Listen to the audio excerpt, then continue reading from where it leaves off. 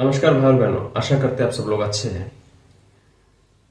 प्राचीन काल में लोगों को आध्यात्मिक मार्ग में रखने के लिए दीक्षा की दो विधि प्रचलित थी। उसमें से मुख्य एक था वैदिक। प्रमाणित वैदिक प्रथा के हिसाब से जो मुख्य मंत्र था वो था गायत्री मंत्र।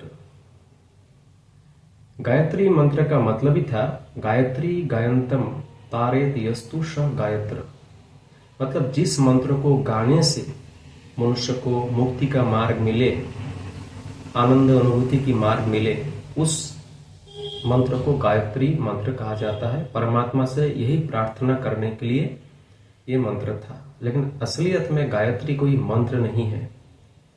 वैदिक सिस्टम में 7 प्रमाणित छंद है। उनमें से पहला है गायत्री, उष्णिक, त्रिष्टुप, अनुष्टुप, बृहति, जगति और पंक्ति। ये 7 पंक्तियों में वैदिक कोई भी जो ऋक है, ऋचा है, वो रचना की जाती थी ऋषियों के द्वारा, मुनियों के द्वारा। तो गायत्री एक छंद है, गायत्री कोई मंत्र नहीं है। इस छंद में एक मंत्र को गाया गया, एक मंत्र को डाल के गायत्री छंद में गाया गया, जिसके फलस्वरूप हम लोग इसको पाते हैं। तो हम लोग आज के समय में सोचते हैं कि गायत्री एक मंत्र है, लेकिन ये मंत्र नहीं है।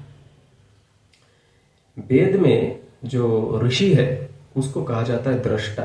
दृष्टा का मतलब होता है जो मानस चक्षु से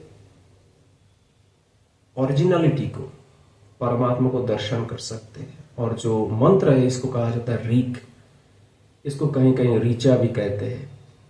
तो जो गायत्री है ये है ये जो मंत्र है ये है रचना हुई थी महर्षि विश्वामित्र के द्वारा। तो वेद में जो मंत्र रचना हुई है उसके लिए 3 चीजों की मुख्य जरूरत थी। पहला था छंद, जिस छंद में रचना होगी। दूसरी थी देवता, जिस देवता को वो मंत्र उत्सर्गित होगा, जिनके उद्देश्य से बोला जाएगा। तीसरा था ऋषि, जिनके द्वारा ये रचना होगा। तो छंद हो गया गायत्री छंद। अब गायत्री जो छंद है इसमें 3 पंक्ति है, 3 लाइन है, और हर पंक्ति में 8 मात्रा होते हैं, कुल मिला के 24 सिलेबल, मतलब मात्रा मतलब सिलेबल। तो हम लोग अगर इस मंत्र को देखेंगे तो इसमें जो ओरिजिनल रूप है वो शुरू होता है तत्सवितुर्वरेण्यं भर्गो देवस्य धीमहि धियो यो न प्रचोदयात्। ओम भू भुवस्व बाद में लगाया गया है इसको बनाने के लिए, लास्ट में फिर ओम है। तो हम लोग अगर देखेंगे तो तत्सवितुर्वरेण्यं, इसमें 8 मात्रा है। तत्सवितुर्वरेण्यं, एक्चुअली इसमें 7 है, इसको मैं बाद में आता हूं इस बारे में। फिर सेकेंड लाइन में क्या है?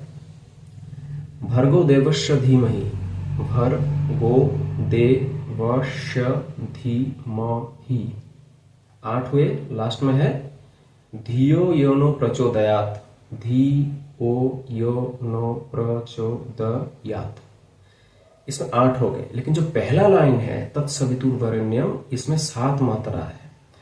तो वेद में यह सिस्टम था, कहीं अगर ग्रामर और छंद के बीच तालमेल ना बैठे तो प्रमुखता छंद को दी जाएगी, ना कि ग्रामर को। इसलिए श्री श्री आनंद मूर्ति जी कहते हैं इस हिसाब से इसकी सही उच्चारण, सही जो लाइन होना चाहिए वरेण्यम नहीं वरेण्यम, ताकि इसमें 8 मात्रा आए।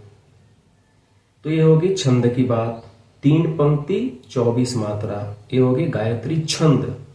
इस छंद में गाया गया इस मंत्र को रचना हुई विश्वामित्र ऋषि के द्वारा। जो सेकंड जो इंपॉर्टेंट चीज है, थर्ड जो इंपॉर्टेंट चीज था ऋषि, उसको मैं पहले ही डिस्कस कर देता हूं। तो इन्होंने इसको रचना की, जो है ऋग्वेद की 3य मंडल की 62 नंबर सूक्त से लिया गया है। तो ये होगी सवित्री ऋग। जो देवता है इसमें जिनके ऊपर ये मंत्र को उत्सर्गित किया गया है वो है परमात्मा को। तो उनको सविता शब्द से उल्लेख किया गया। सविता शब्द का मतलब होता है पिता। तो इसीलिए इसमें लाइन ही है सवितुर वरेण्यम, सविता को वो उल्लेख किया गया। इसलिए इस जो मंत्र है ये कहा जाएगा सवित्री ऋक। बहुत लोग अपने पुत्री का नाम, लड़कियों का नाम भी सविता रख देते हैं। सुनने में लगता है कि स्त्रीलिंग है, लेकिन असलियत में सविता शब्द का मतलब होता है पिता। खैर, तो ये सवित्री ऋक है और ये ऋग्वेद की तृतीय मंडल की 62 नंबर सूक्त से लिया गया है। ये होगी सवित्री ऋक। छंद हो गया गायत्री छंद, देवता हो गए परमात्मा जिनको सविता के नाम से उल्लेख किया गया है। तो इसमें जो ओम भू भुवस्व ये बाद में लगाया गया। और एक चीज उल्लेख है कि जो सर्वलोक है, सर्वलोक की जो लोग कल्पना करते कि मरने के बाद लोग स्वर्ग में जाएंगे, कहीं कहते हैं नरक में जाएगा, तो परमात्मा का मन भी 7 लोगों में बटा हुआ है। भू भुवर स्वर महर जनर तपर और सप्तलोक। तो इसमें जो स्वर्गलोक की लोग कल्पना करते हैं वो भू भुवर सर्वलोक 3 नंबर लोक में आता है। और सर्वलोक में अपने पुण्य कर्मों को भोग लेने के बाद भी लोगों को फिर से इस मर्तलोक में आना पड़ेगा। इसलिए ये कोई परमानेंट रिलीफ नहीं है।